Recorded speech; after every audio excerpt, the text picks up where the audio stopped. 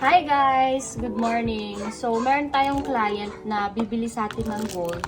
Pero ang gusto niya mangyari is ipapatest muna niya, ipapalegit test din niya sa akin mismo bago niya i-pay. Ayan. So, nagpaalam ako sa kanya kung pwede kong gasgasan yung kanyang alahas. Ito nga pala yung gagamitin nating mga test ngayon. So, acid test muna tayo.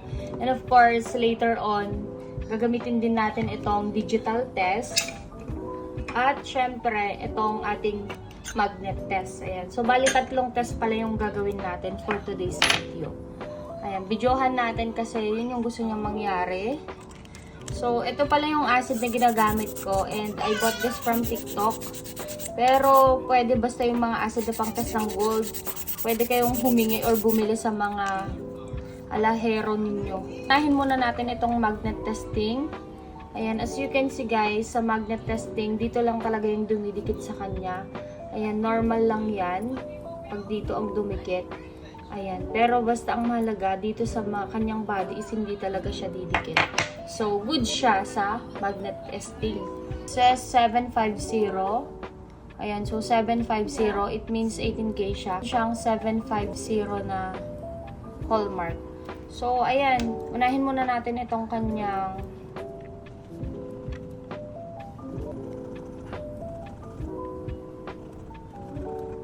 ito yung nakuha kong sample. So, tatlo ang kinuha ko para talagang pumunta siya dun sa medyo malalim-lalim. And ito naman yung kanyang pendant. Siya maliit siya, medyo mahirap siya kuhanan. Okay. So, ito na yung mga nakuha kong sample sa kanila. Ayan. So, tatlo. Ito yung sa chain. Ito naman yung sa pendant. So, try na natin sa acid.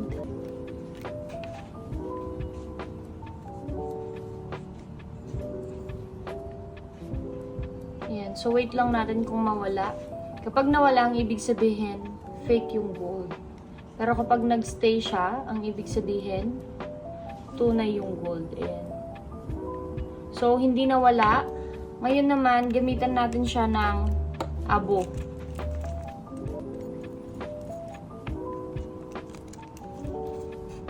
Baho ng asid.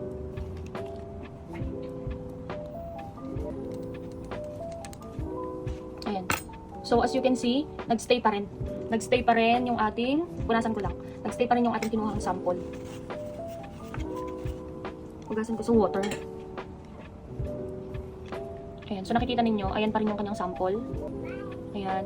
So, nandito pa rin. Next na natin itong, dito na tayo sa may digital test. Ito nga pala yung ginagamit ko for digital test. Itong Oracle Pro or Gemoro. Sa mga gustong mag-order nito mga auntie, ayan. I-PM nyo lang ako dito. Kuha tayo ng 18K na pang-calibrate. Supposed to be dito sa Gemoro guys, ipa-file mo siya. Pero pag final ko siya, masisira ang alahas natin. Magkakaroon siya ng malaking mark.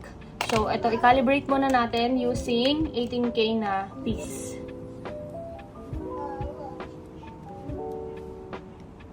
Ayan, kapag nalagay na ang done, it's time na para i-test yung ano natin.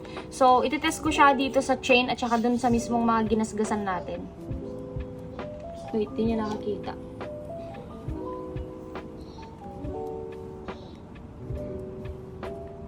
Ayan, so nagpapakita 18K. Dito, nagpapakita 18K. Dito sa kanyang body, nagpapakita ay 18K. So, move on naman tayo dito sa kanyang pendant.